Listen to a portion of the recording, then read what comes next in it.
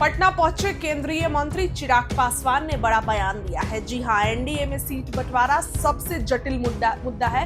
कैसे सीट बंटवारे में क्या कुछ होगा, किस तरीके से ये मामला सुलझेगा, एक कहीं ना कहीं आप कह सकते हैं तो ये जो है एक मुद्दा बना हुआ है। ऐसे में पटना पहुंचते ही चिराग पासवान का सबसे बड़ा बयान आया है। सबसे पहले सुनिए कि क्या कुछ केंद्रीय मंत्री कहते नजर। हाँ, तो ये तो अपेक्षित था ही कि रिपोर्ट आएगी सामने। अब रिपोर्ट आने के बाद कौन कितनी उस पर विपक्ष राजनीति करता है, अब ये देखना होगा। और बार बार हम इस बात को कह रहे हैं कि भाई इससे केंद्र सरकार का क्या लेना देना है। एसआईआर से आएगी, आपको कोई शिकायत होगी, कुछ अच्छा लगेगा, अच्छा भी चुनाव आयोग के सर, शिकायत होगी तो भी चुनाव आयोग के सर। बट हाँ, ये अपेक्षित थी, आज आएगी, देखते हैं उसमें क्या रहता है। यादव है वो ईबीसी को वोट को लेकर है, वो साथ में और कह रहे हैं कि ईबीसी वोट बैंक में, क्योंकि एनडीए के लोग पहले वोट बैंक ईबीसी को समझते थे, लेकिन अब वोट बैंक ने वो पावर बैंक अब बन गया है, सिर्फ यूज किया है। देखिए, ईबीसी, ओबीसी, दलित, महादलित, ये सारी सोच नेता प्रतिपक्ष की हो सकती है। मैंने आज तक कभी किसी बिहारी को ना ईबीसी समझा, ना ओबीसी समझा, ना दलित समझा, ना महादलित समझा, ना अगड़ा समझा, ना पिछड़ा समझा, ना हिंदू समझा, ना मुस्लिम समझा। मेरे लिए बिहारी बिहारी है। मैं बात करूंगा तो 14 करोड़ बिहारियों की बात करूंगा, बिहार फर्स्ट की बात करूंगा, बिहारी फर्स्ट की बात करूंगा।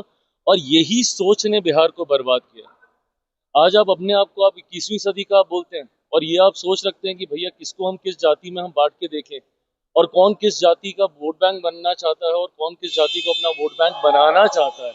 इसी सोच ने तो बिहार को बर्बाद किया है। आप बताइए, आप नेता प्रतिपक्ष हैं, आप अपने आप अभी भी आप लोग इसी तरीके का वोट बैंक बना के आप सोचने की बात कर रहे हैं। पर ये लोग तो सोचेंगे ही ना, जो एमवाई को तमगे की तरह सीने पे चला टांग के चलते हैं। क्या है एमवाई? यही सब तो है, जातीयता सांप्रदायिकता में बिहार बिहारियों को बांटना। भाई हम भी एमवाई की बात करते हैं, बट हमारे एमवाई में महिला है जो कि देश दुनिया की आधी आबादी है। हमारे वाई में युवा हैं जो कि देश की, हमारे बिहार की सबसे बड़ी आबादी है। ऐसे में जब ऐसे लोग भी, और यंगस्टर्स से भी अगर हम लोग यही उम्मीद करें कि भैया वो भी जाति में बांटकर वोट बैंक की बात करेंगे, तो पिछले 50 साल जैसे बिहार के गए, अगले 50 साल फिर ऐसे ही जाएंगे। अगली पीढ़ी फिर ऐसे ही जातियों और धर्म में बंटकर बर्बाद होने का काम करेगी। कम से कम युवाओं को इस तरीके से जाति में बिहारियों को बांटकर बात करने की सोच नहीं रखनी चाहिए। एक बड़ा सवाल तेजस्वी ने उठाया आंकड़ों के साथ, 1 लाख बजट का पैसा है और 7 लाख करोड़ की योजना का उद्घाटन प्रधानमंत्री और नीतीश कुमार ने किया। हवा कर रहे हैं, धोखा कर रहे हैं, कैसे पूरा करेंगे? और कुछ भ्रष्टाचारी अधिकारी और मंत्रियों का लिस्ट है जो खुलासा करेंगे। दिक्कत यह है कि विपक्ष घबरा गया है, और ये स्वाभाविक भी है। जिस तरीके से एक के बाद एक के बाद एक के बाद एक केंद्र सरकार और राज्य सरकार, मेरे प्रधानमंत्री आदरणीय नरेंद्र मोदी जी और बिहार के मुख्यमंत्री नीतीश कुमार जी ने मिलकर ना सिर्फ योजनाओं की घोषणा करने का काम किया है, उनको धरातल पर भी उतारने का कार्य किया। मुझे खुशी इस बात की कि मेरे प्रधानमंत्री ने सिर्फ शिलान्यास नहीं किया, उन्होंने उद्घाटन भी किए हैं। और कई ऐसी जन कल्याण की योजना जिसको लागू करने का काम किया, जो विपक्ष सपने दिखाता रहा था बिहार को कि हम आएंगे तो हम ऐसा करेंगे, हम आएंगे तो हम ऐसा करेंगे। अरे प्रभु, दिए तो थे आपको 15 साल। इतनी ही चिंता और इतने ही विजनरी आप थे और आपका परिवार था, तो क्यों नहीं आपने उस वक्त इन योजनाओं को अपने धरातल पर उतार दिया था। ऐसे में आज जब उन योजनाओं की ना सिर्फ घोषणा की गई है, बल्कि उसको अमल में भी ला दिया गया है। महिलाओं के लिए आपकी सोच तो भैया सिर्फ सीमित इतनी थी कि आप उम्र भर आप उनको अपने ऊपर डिपेंडेंट रखते, हर महीने आप उनको एक किस्त देते रहते, हर महीने आप एक किस्त देते रहते। यही आपकी सोच थी ना। इसी सोच को आप बोल रहे थे कि भैया कॉपी कर रहे हैं, कॉपी कर रहे हैं। क्या कॉपी किया? आज 10-10 हजार रुपए महिलाओं के अकाउंट में डालकर इस बात को सुनिश्चित करने का हमारी सरकार प्रयास कर रही है कि वो उद्यमी बने, वो अपने पांव पे खड़ी हो। और जब एक महिला अपने पांव पे खड़ी होती है तो पूरे परिवार को साथ लेके खड़ा होती है।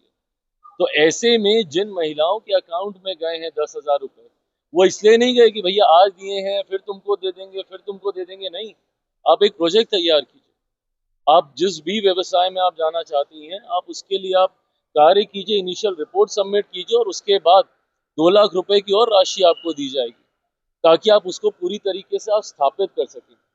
ये विकास की सोच है। ये कैसे एक परिवार को आत्मनिर्भर बनाया जा सके, उस दिशा में उठाया गया कदम है। और स्वाभाविक है भैया, ये ऐसे कदम हैं जो सीधा गरीब कल्याण की योजनाओं को सशक्त करते हैं, महिलाओं को सशक्त करते हैं, परिवारों को सशक्त करते हैं। ऐसे में आपको स्वाभाविक है चुभना ये सारी बातें, क्योंकि आपने तो सपने में भी नहीं सोचा था कि ऐसी योजना भी आ सकती भैया है। एक सवाल और है, पीके ने एक बड़ा आरोप लगाया है मुख्यमंत्री प्रशांत किशोर सम्राट चौधरी पर, और उन्होंने कहा कि शिल्पी गौतम हत्याकांड में वो भी आरोपी है। डिप्टी सीएम पर एक बड़ा देखिए, प्रशांत जी एक के बाद एक के बाद एक के बाद एक कई आरोप पे आरोप लगा रहे हैं। ये सही मायनों में कुछ तथ्यों के साथ वो जानकारी साझा कर रहे हैं या सिर्फ आरोप लगा रहे हैं? मैं मानता हूं कि ये तमाम बातें जांच का विषय हैं। ऐसी राजनीति एक बार हम लोगों ने दिल्ली में भी देखी थी, जब दिल्ली में भी एक मुख्यमंत्री बनने से पहले आम आदमी पार्टी के एक नेता आए थे और आरोपों की सूची उन्होंने लगा दी थी, और उसके बाद जब उनके पास वक्त आया कि उस सूची पे वो कुछ कार्रवाई कर सके तो उन्होंने एकदम खामोशी साध ली थी। मुझे नहीं पता किन तथ्यों के साथ प्रशांत जी इन बातों को सामने रख रहे हैं। मैं मानता हूं कि जिन जिन के ऊपर आरोप लगाए गए हैं वो पूरी तरीके से सक्षम हैं अपना पक्ष रखने के लिए। उनमें से कुछ नेता ने बहुत प्रमुखता से मानहानि का दावा भी किया है, और भी जो स्पष्टीकरण की जरूरत पड़ेगी समय समय पर ये आरोप लगाएंगे, वो जवाब देंगे। दूध का दूध पानी का पानी अपने आप होगा। सुना आपने, अभी तो नसीहत दे रहे हैं तेजस्वी को, अभी तो नसीहत दे रहे हैं राहुल गांधी को, लेकिन एनडीए में इन्हें कितनी सीट मिलेगी ये सवाल खड़े करता है। एनडीए में इनको कितना तवज्जो दिया जाएगा ये भी सवाल खड़े करता है कि आखिर कितनी सीटें चिराग पासवान को दी जाएंगी। आपने सुना कि क्या कुछ केंद्रीय मंत्री चिराग पासवान कहते नजर आए। बिहार चुनाव अब अगले कदम किसी भी समय ऐलान हो सकता है, किसी भी समय चुनाव के तारीखों की घोषणा हो सकती है, आपको बताएंगे। लेकिन उसके पहले चिराग पासवान का बयान आपने सुना। चर्चाएं हैं कि 20 सीटें मिल सकती हैं चिराग पासवान को, 20 सीटों में मानेंगे नहीं मानेंगे ये तो आने वाला समय बताएगा। इस खबर के लिए इतना ही, बहुत बहुत। हाँ, तो ये तो अपेक्षित था ही कि रिपोर्ट आएगी सामने। अब रिपोर्ट आने के बाद कौन कितनी उस पर विपक्ष राजनीति करता है, अब ये देखना होगा। और बार बार हम इस बात को कह रहे हैं कि भाई इससे केंद्र सरकार का क्या लेना देना है। एसआईआर से आएगी, आपको कोई शिकायत होगी, कुछ अच्छा लगेगा, अच्छा भी चुनाव आयोग के सर, शिकायत होगी तो भी चुनाव आयोग के सर। पर हाँ, ये अपेक्षित थी, आज आएगी, देखते हैं उसमें क्या रहता है। तेजस्वी यादव है ईबीसी को वोट को लेकर है, वो साथ में और कह रहे हैं कि ईबीसी वोट बैंक में, क्योंकि एनडीए के लोग पहले वोट बैंक ईबीसी को समझते थे, लेकिन अब वोट बैंक ने वो पावर बैंक अब बन गया है, यूज किया है। देखिए, ईबीसी, ओबीसी, दलित, महादलित, ये सारी सोच नेता प्रतिपक्ष की हो सकती है। मैंने आज तक कभी किसी बिहारी को ना ईबीसी समझा, ना ओबीसी समझा, ना दलित समझा, ना महादलित समझा, ना अगड़ा समझा, ना पिछड़ा समझा, ना हिंदू समझा, ना मुस्लिम समझा। मेरे लिए बिहारी बिहारी है। मैं बात करूंगा तो 14 करोड़ बिहारियों की बात करूंगा, बिहार फर्स्ट की बात करूंगा, बिहारी फर्स्ट की बात करूंगा, और यही सोच ने बिहार को बर्बाद किया। आज आप अपने आप को आप 21वीं सदी का आप बोलते हैं, और ये आप सोच रखते हैं कि भैया किसको हम किस जाति में हम बांट के देखें, और कौन किस जाति का वोट बैंक बनना चाहता है और कौन किस जाति को अपना वोट बैंक बनाना चाहता है। इसी सोच ने तो बिहार को बर्बाद किया है।